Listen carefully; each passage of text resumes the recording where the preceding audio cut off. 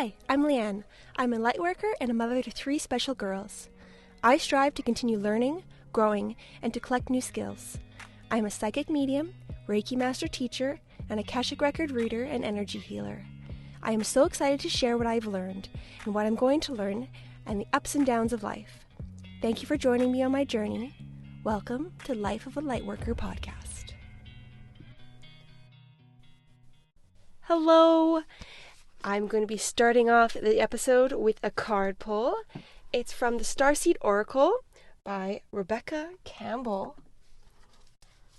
Okay.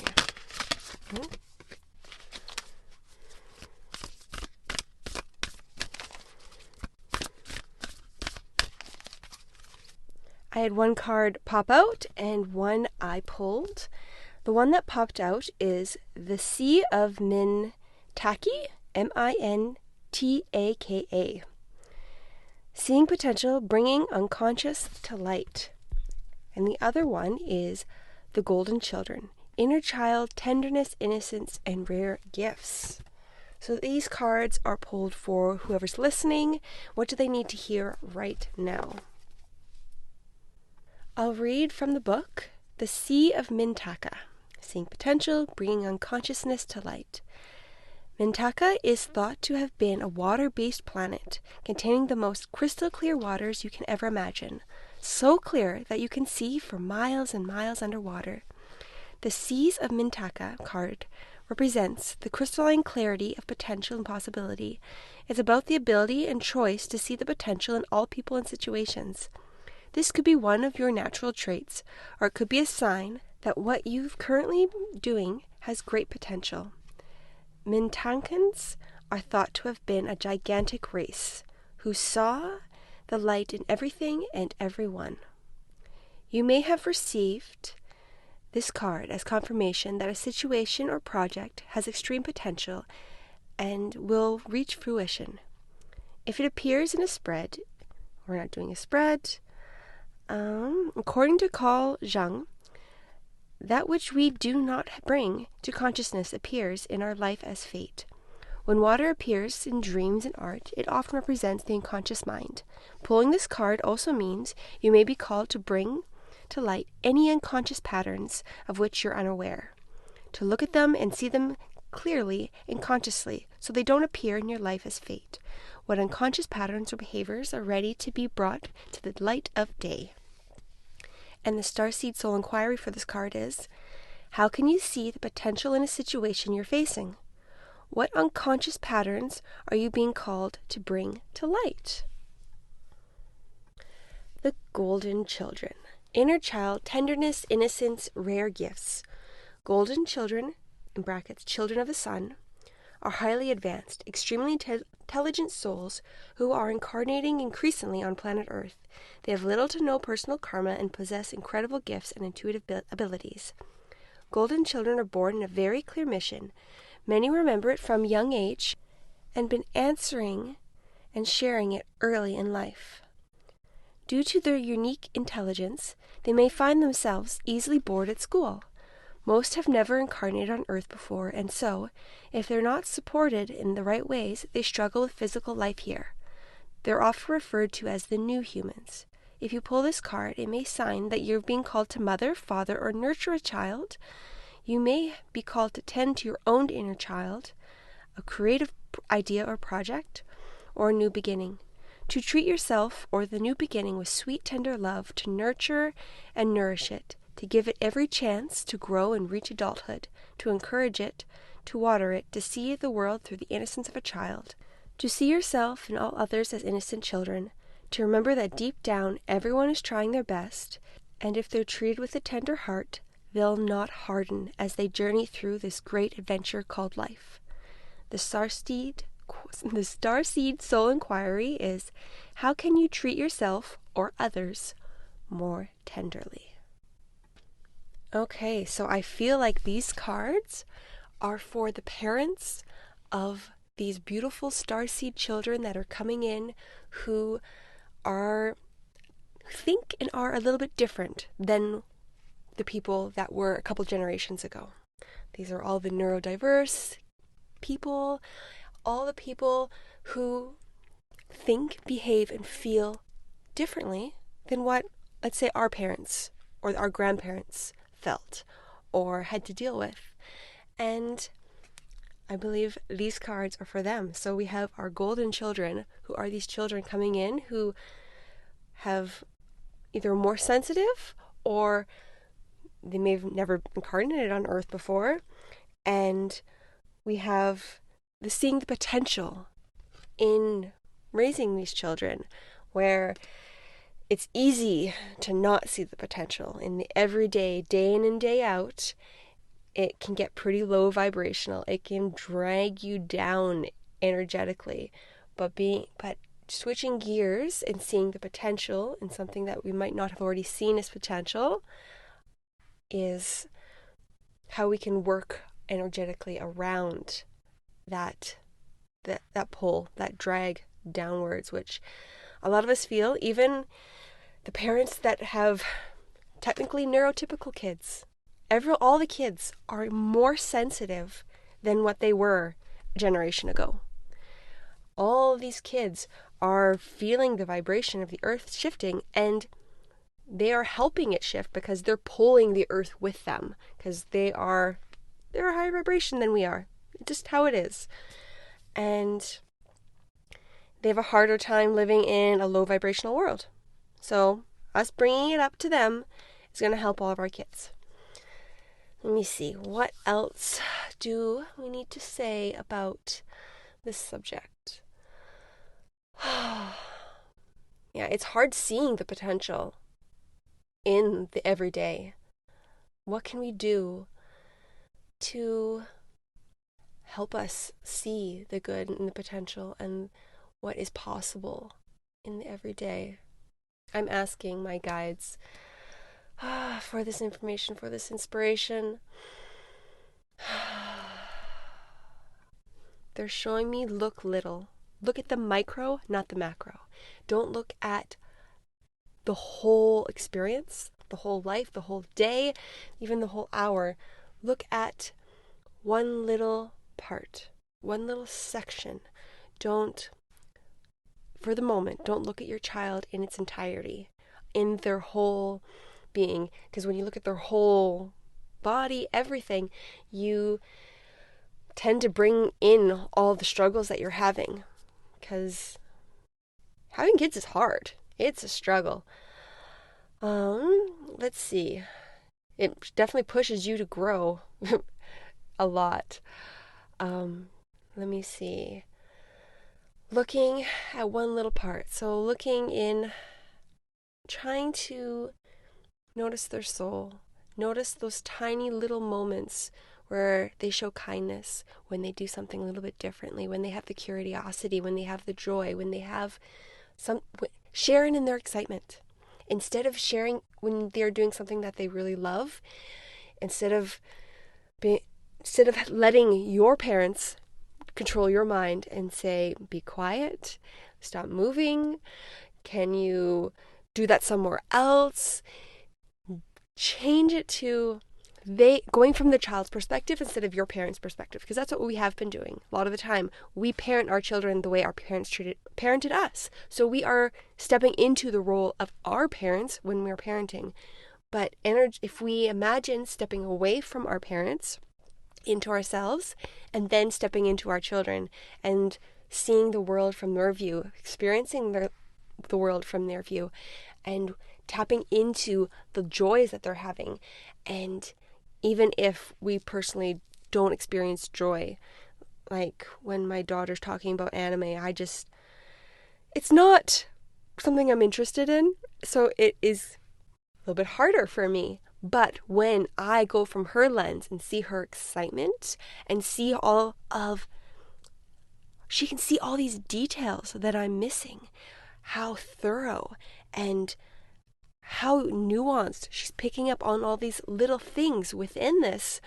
And I would normally not see that at all, but when I tune into her, when I step into her energy and look through her eyes, I can appreciate all of what she is loving, even if I don't personally love it myself. So stepping into their energy is really good. And then you can start to grow the positives about your child, especially when you have a neurodiverse child that has emotional regulation problems, or they have, I don't want to say problems, when it's a hard time regulating their emotions because their emotions are so big. They have very big emotions. So it's hard to regulate them and channel that energy into a positive or constructive way. So when we look at these chaos, when we look at this destruction that it feels like, that's what we tend to focus on. We tend to focus on the negative. That's kind of what we've been programmed to do.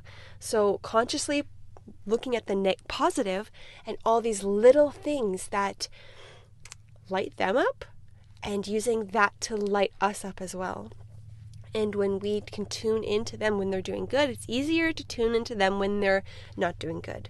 So when they are dysregulated, tuning in when they are dysregulated and seeing how they are feeling. And when you can feel what they're feeling, you have a lot more compassion for them, a lot more understanding for them. And when you get used to tuning into your child, which I bet a lot of us already are, we do it instinctually. We don't even really mean to do it. You can tell when they are about to become dysregulated, when you can feel the storm brewing up. You can feel the energy rising up and about to spew over. It's going to bubble over, going to boil over. We can come in and lend them some of our energy, our calm, and we have more understanding, we have more compassion for them when we can feel the emotion ourselves and realize how powerful this is. These aren't kids having little tiny emotions. These are kids having emotions that are bigger than ours. So think about when you're really upset and how big your emotions are. Our kids are feeling them so much stronger than us, and they don't have the skills and the tools to deal with it. Because, well, a lot of adults don't have the skills and tools to deal with it either, but they definitely don't, especially... they need to be taught these skills, and it can be tricky to teach this, like an actual teach or lesson. It's much easier to co-regulate these teachings by us showing them how to do it, and they can do it. And what I like to do, because my oldest, my autistic child, she doesn't like being told how to do things. She doesn't like, if I said, okay, let's meditate on this, let's go on that path, let's do this protection, or she's not interested. But in the moment, if I say,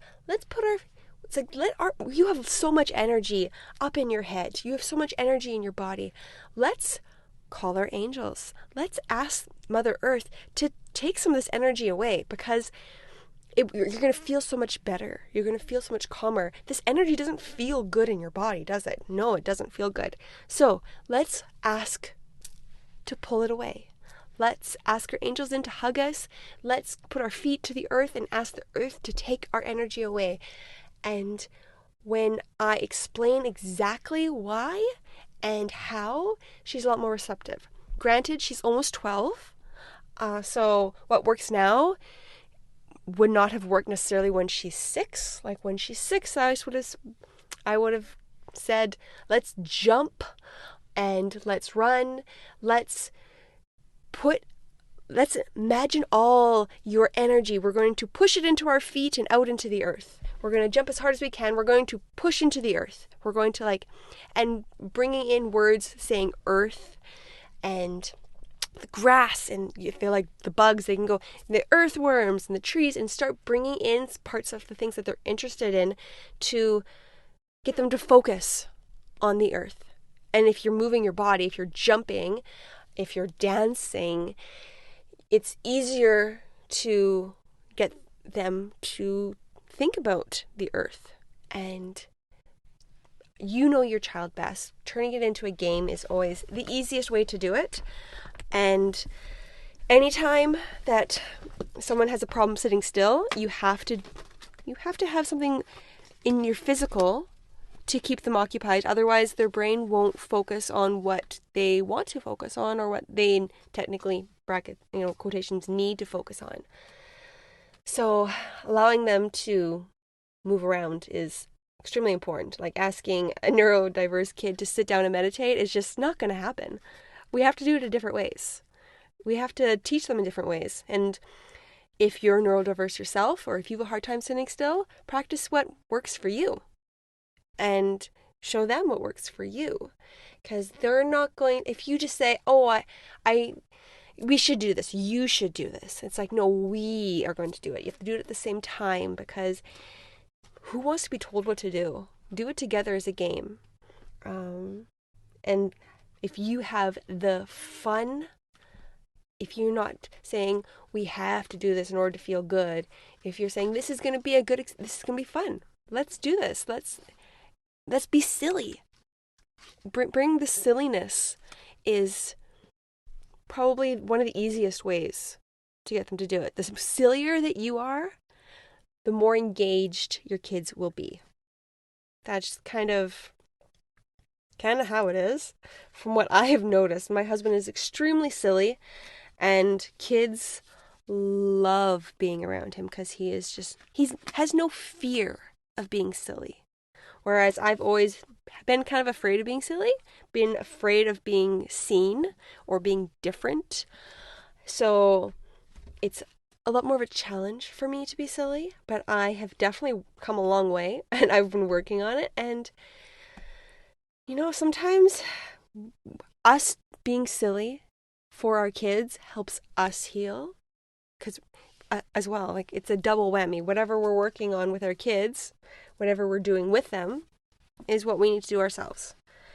Usually all these lessons with our children are not just for them, or they're not just for us, they're for both of us, right? It's all contracted to be mutual. But honestly, the biggest thing that we can do to help our kids is change our expectations.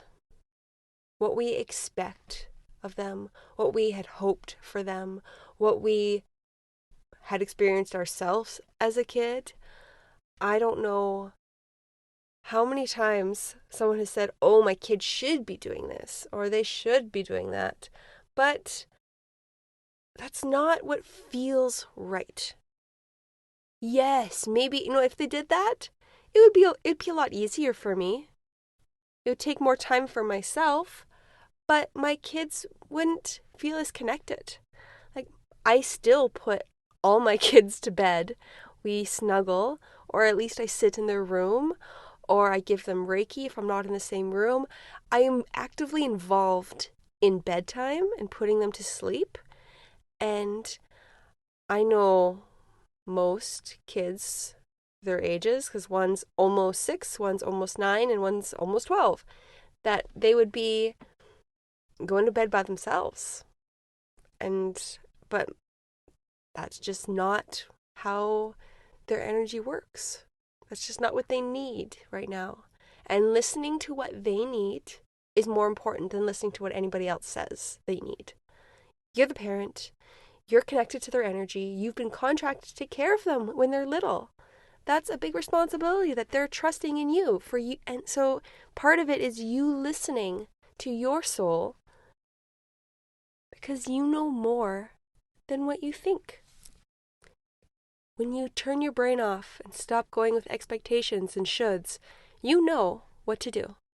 And that's something I always heard. It's like with a baby, there's all the things that you should do, read all the books, but just listen to yourself. You know how to do it. Just do it. Don't think about it, just do it. And it's true. We just instinctually do it. Our intuition, our soul, it kicks in, and we know what needs to happen. And I don't want that to also mean that we have to take away from ourselves in order to fully give to your kids, to give them everything they need. Because you can't do that. You can't give them everything, all parts of you. It needs to be balanced. You need to take care of yourself. And when your kids need more than what you are able to give from your cup, that's when other people get involved. That's when, if you have multiple kids, they can fill each other's cup that way too. They can help take care of each other. They can help support and regulate each other as well. And then granted, it does work the opposite way. They are very good at dysregulating each other. Oh, so much. I feel that to my core. But when you teach one the skills, they tend to trickle down to all of them. So that's good too. You're building up the base, the foundation for when they're older. Where I am in Canada, we have school until the end of June. And this last month, it's full of the fun things at school, which can be the worst month in the world for those who have children who have rigid thinking that really like to have their schedules, like to know what to expect. When things are out of the proper order that they're used to, it trickles down into other aspects of their life. And this month is extremely tricky. And I think giving them a lot of grace so that we can't expect them to be as regulated as they typically are. It's going to be a trickier month that way. So having the expectations that the demands at school, if they're at school, are going to be a lot harder this month. Yes, they're doing a lot of fun things, but it's a lot of excitement that they're not used to. And there's a lot of situations that they're not used to coming up against that can be unsettling. Something that's not in their comfort zone. And this is the time of year that something usually happens with my oldest. Like last year, during one of these fun things, she broke her finger, and then she didn't feel comfortable enough to tell her teacher. So she ended up having her finger hurting. It was broken all day at school, where I could have come and picked her up, but she didn't tell the teacher enough. She said, "Oh, I hit my finger," and the teacher looked at it once and was like, "Oh, I think it's okay. Here's an ice pack." And that's it. She didn't bring it up again when it was hurting and turning black a couple hours later. And this year, with all the exams, she's been exempt from the exams, which is wonderful, but she feels the stress from all the kids in her class from all the exams. And she's getting some classes that are changing, and she's going to be not seeing one of her favorite teachers because the English exam gets finished first, apparently. So it's just a hard month. It's a very, very emotional month. And it's hard for all of us because we feel our kids' emotions and they feel everyone's emotions, and it is exhausting. It's an exhausting month for all of us. So giving grace to them and giving grace to yourself, because it's exhausting. So don't expect big things from yourself. Don't expect you're normal. How about give yourself some slack? Cut everyone some slack. It's a tough time. Thank you for listening. If you have any questions or would like to chat, please message me on my website, or you can message me through Instagram or Facebook. My website, spruceenergyhealing.com. Instagram, Facebook, and YouTube are all Spruce Energy Healing. If you would like to book a session with me, I do soul reading and healing sessions, which I talk to your soul in the Akashic Records, and we find out what you need to know right now, what you need to heal right now, and we can ask specific questions regarding your healing, and we balance your chakras. It's completely customized every time that we do it, depending on what your soul wants. My business empowerment and expansion session, it's very similar to the soul reading and healing, because I'll look at the owner's limitations and beliefs and the traumas and the cords and the energies that's holding them back in their business, as well as talking with the actual energy of the business and seeing where it wants to go, how it wants to evolve, and facilitating this communication between you and the business energy. And I also have intuition development sessions where we go into the session with the intention of developing your intuition. So we'll ask your soul and your guides, what exercises and what techniques would best suit you and where you should focus your intuitional growth, where your spiritual growth at this moment. And we also look at any healings that need to happen in order to fully walk in to your soul and your intuition. If you have any questions, again, please let me know. And I hope you guys have a wonderful week. I look forward to talking to you next time.